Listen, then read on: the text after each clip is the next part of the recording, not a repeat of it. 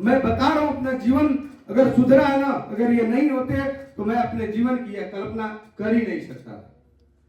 और 101वां पाठदान पर अगर उस दिन मूल्यांकन करते, आप जितनी तेजी से पढ़ा रहे थे, पहला दिन तो मेरे हवा में ही निकल गया। पहला दिन मुझे समझ में नहीं आया आप क्या बोलते हैं, मैं क्या लिखूं। इतनी फास्ट आपकी टीचिंग है, आपका स्टाइल है कि मैं सोच के दंग रह गया कि मैं कैसे पढ़ पाऊंगा। पिताजी ने बड़ा उम्मीद से यहाँ लाए हैं और अगर छोड़ दिया तो और कहां जाऊंगा। और पिताजी का सपना अलग था कि मेरा बच्चा पढ़ के आगे बढ़े।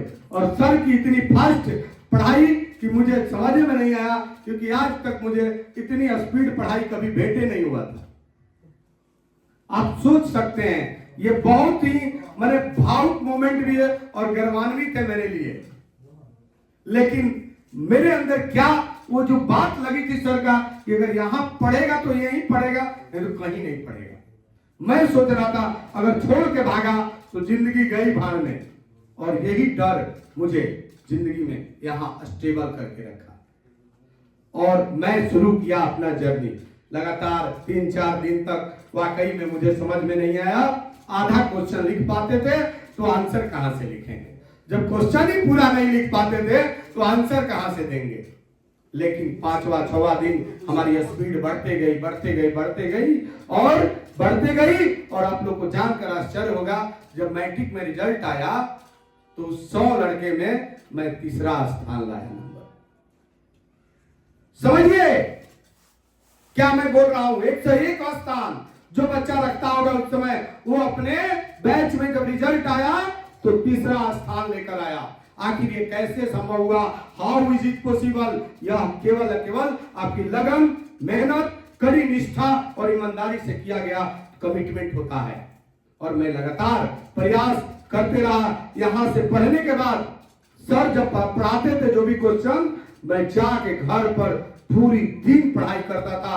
मैं छोड़ दिया दोस्तों की दोस्ती साथी करना, मैं छोड़ दिया होली दिवाली मनाना, मैं छोड़ दिया रिश्तेदारी में जाना, मैं छोड़ दिया बर्थडे और शादी सेलिब्रेट करना, मैं छोड़ दिया वह समय गंवाना जो उसके पहले किया करता। सारा का सारा वर्ड आप लोग दिमाग में रखिए कि क्या आप सोच लीजिएगा मेरी जीवन कैसे बदली है। अगर आज जो मैं बात बोल रहा हूँ, आप लोग एक बात को अगर ध्यान में ले लिए, अपनी जिंदगी बदलने से कोई नहीं रोक सकता दुनिया की कोई भी चीज।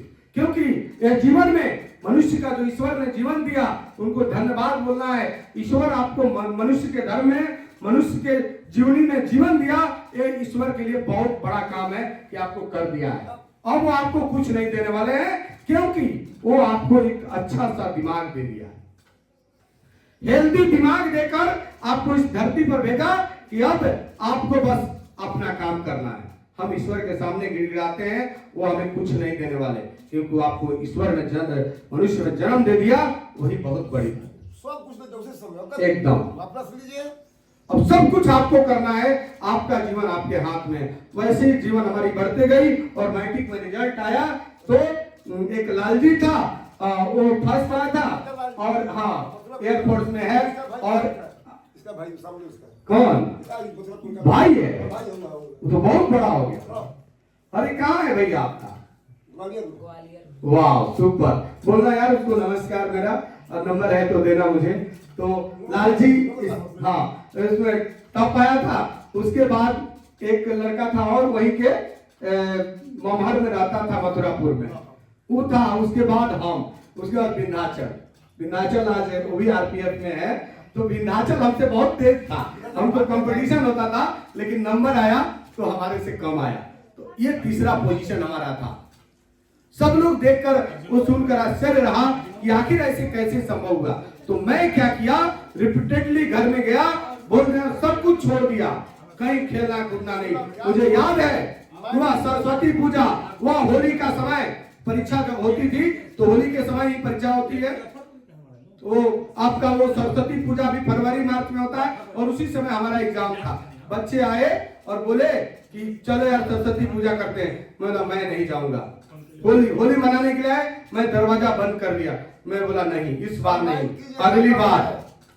कहीं भी रिश्तेदार लोग भी शादी हो, कहीं दिवाली, कुछ नहीं, सब कुछ छोड़ दीजिए। अपने जीवन में अपना स्टार्टिंग का जो जीवन है 5 साल मेहनत कर लीजिए, आजीवन आप एंजॉय करेंगे, आजीवन। मैं बता रहा हूं 5 साल अपने आप को आइसोलेट करके बंद कर लीजिए कमरा में, मत दोस्ती यारी करिए किसी से, मत खेलने कूदने जाइए, मत रिश्तेदारी भी जाइए। रिश्तेदार नाराज होता है तो होने दो, जब आप बड़े ओहदे पर पहुंच जाओगे तो आपको मनाने वो आएगा, न कि आप उसको मनाने जाओगे।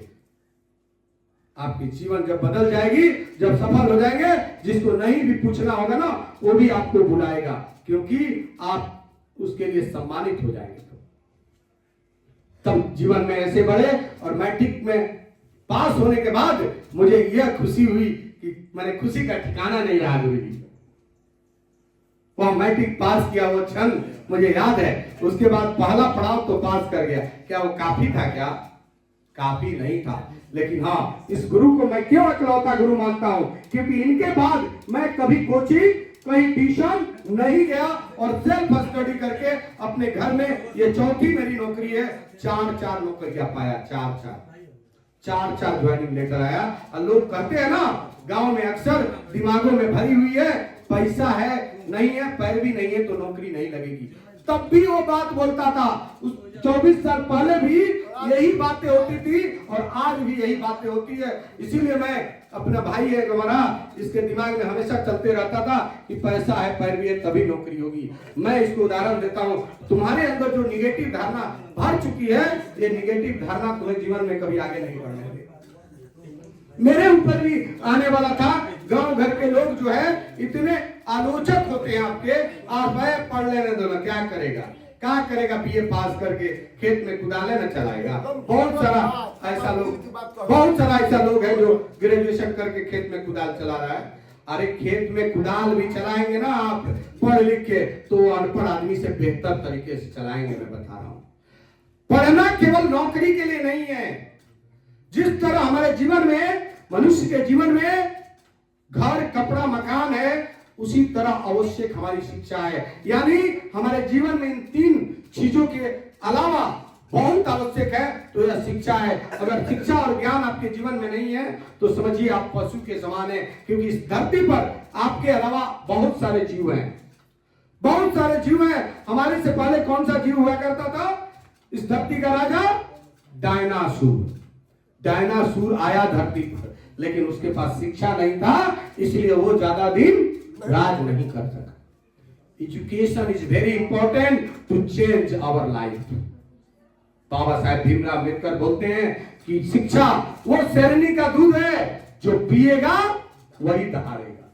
आज हमारे गुरुदेव की महिमा है, इतना शिक्षित किया कि हम आज इस योग्य बने हैं आपके सामने खड़ा होके, और लाखों भीड़ को, ये तो कम है। आप हमारी YouTube और Facebook आप देखेंगे तो आश्चर्य हो जाएगा कि पुलिस इंस्पेक्टर होकर, इंस्पेक्टर की नौकरी करने के बावजूद मैं सोशल वर्कर हूं, क्योंकि मेरी जिंदगी किसी ने बदली है तो मैं भी संकल्प लिया हूं कि मैं हजारों लाखों नौजवान की जिंदगी बदलूं।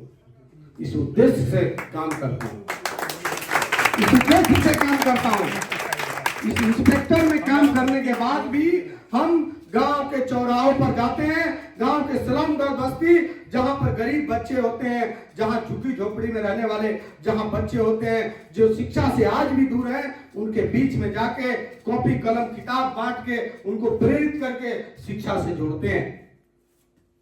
आप मैंने आश्चर्य हो जाएंगे जब हमारा ब्लॉग देखेंगे, जब हमारा सोशल मीडिया पर आप देखेंगे कि यह कैसे कर लेते हैं। आज मैं खगड़िया में पोस्टेड हूं सर, इतनी लोकप्रियता वहां के लोग मुझे इतना प्रेम करते हैं कि मैं छुट्टी मुझे आने का मन नहीं करता। ऐसा लगता है कि मेरा घर समाज वही है। और वही नहीं, मैं जहां भी रहा वहां पर मुझे इतनी प्यार मिली कि मुझे लगता ही नहीं कि मैं किसी और जिले से आके पोस्टेड हूं। ये सब कैसे संभव होता है? आपके व्यवहार से, आपकी ज्ञान से, आपकी शिक्षा से। वह शिक्षा का स्तर होता है कि आप लोगों के दिल में बस जाएं। इसीलिए कहते हैं कि जन्म भाग्य की बात होती है, जन्म भाग्य की बात होती है, मृत्यु समय की बात होती है। लेकिन मृत्यु के बाद भी जो जनता के दिलों में राज करे वह कर्म की बात होती है। आपका कर्म आपको आगे बढ़ाता है। आपका कर्म से आपकी पहचान होती है। मरने के बाद भी आपको सदियों सदियों लोग याद करें। आज हमारे महापुरुषों को बाबा भीमराव अम्बेडकर से लेके एपीजे अब्दुल कलाम, भगत सिंह, चंद्रशेखर आजाद, ये सारे लोगों को क्यों याद किया जाता है? उन्होंने हमारे लिए किया, समाज के लिए सोचा, देश के लिए सोचा, इसलिए देश का जिम्मेदारी है कि उनको सम्मान करें। ऐसे करके हम आगे बढ़े और फिर मैट्रिक में पास तो हो गए थे। मैट्रिक पास होने के बाद इंटर में एडमिशन कराने के लिए मेरे पास पैसे नहीं थे। और हाँ, बीच में थोड़ी ट्विस्ट कहानी है। मैट्रिक का एग्जाम देने के बाद मैं सोचा कि चलो कुछ कमा के आते हैं। ऐसे ही क्रम में मैं गुरुजी पंजाब चला गया। पंजाब में जाके मैं 1.5 महीना सरदार के यहाँ मजदूरी किया। मजदूर के रूप में मजदूरी किया, जानते हैं क्यों? क्योंकि मुझे यह तो विश्वास था कि मेरा मैट्रिक का रिजल्ट आएगा, लेकिन एडमिशन कराने के पैसे कहां से आएंगे? माता पिता उतना सक्षम है नहीं, कहां से 1000-2000 रुपया आएगा? तो मैं अपने माता पिता पर कर्ज का बोझ नहीं डालने के लिए एक बेटा कमाने चला गया। उस बाल जीवन में उस समय उम्र मेरी 16-17 हो रही होगी।